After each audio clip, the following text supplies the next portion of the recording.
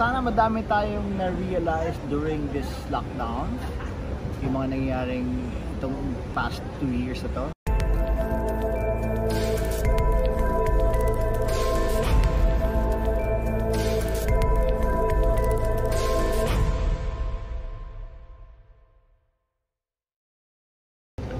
Hello Sir Aga, kumusta naman ang buhay mo yan? Kumusta? How are you? How have you been? How's everything? Okay naman sir, first time ko lumabas. Really? For an event like this. Yes. Oo nga, parang first time ko nagkaroon ng ganitong parang face to face, no? Galing. Medyo kasi, nakaka-anxiety ngayon yung makita kang tao. Pero, yeah, if it's your first time, it is, yeah. Paano mo Sir Aga, yung parang almost 2 years na tayo. So, paano yung naging parang buhay mo in 2 years? It was like my life before. It's always been like that. I've always lived a very quiet life. Even when I only do, like people only see me when I work, when I do films. So it was the past 2 years. It was nice. It was a break for everyone. It stopped. The world stopped. People stopped. Issues stopped. Now it's all back. Diba? So parang parang everyone went back to basics, and it was nice. It was a realization for a lot of people na tama na yung karera sa buhay, masyadong naghahangat. At the end of the day, all you need really is your family, or just a couple of your friends there, or more especially just need your God, diba? So it's different. I think it's different for every age, Parang iba ang pananaw ng isang 20 anyos, ang 30 anyos, 40 at 50 anyos, I guess. Siyempre, with experience na rin naman, sir. So, yeah, that's why. So parang, it was just normal. It was just, because we were doing normal things home.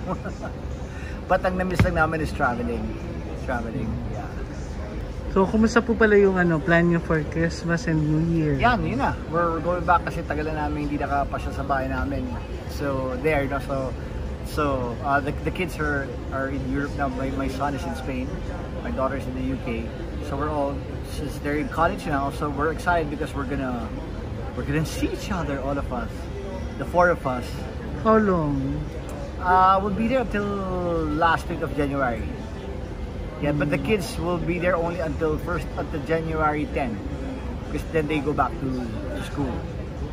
But we're gonna see each other. Para reunion namin. Sir Aga, medyo curious lang ako kasi hindi ka kasi yung klase ng tao na parang every time available kahit may mga shows na parang ikaw yung pinipeg. So how do you choose shows na lalabasan mo? I think it's feel. It's sa akin, I cannot advise this to sa kanila naman, but parang if you want it, do it, and then I think it's important also that you're happy with your personal life. Meaning, even if we all need to work, why not? But even if you don't work, parang you can stay home and be happy with your wife and your children, diba?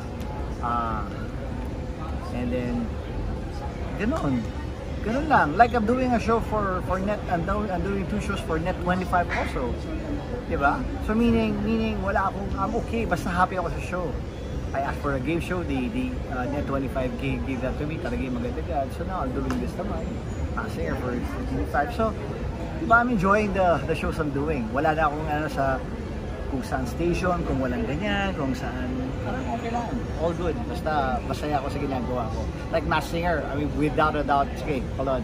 Without a doubt, parang I'm having fun with sila Mateo, Billy, Kim, Tintin, diba? Masaya. What's your wish na lang for this year, especially for the Philippines? My wish? My wish is what's my wish? Ganda yun. What's my wish? Hindi na ako nakaka-wish. Para sa taong bayan, para kayo, di ba?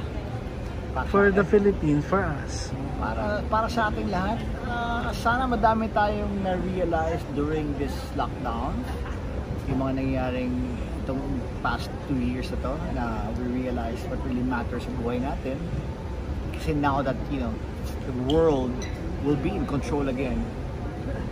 Worldly things are there again in charge. So sana wag na tayong masyadong madala sa kamunduhan.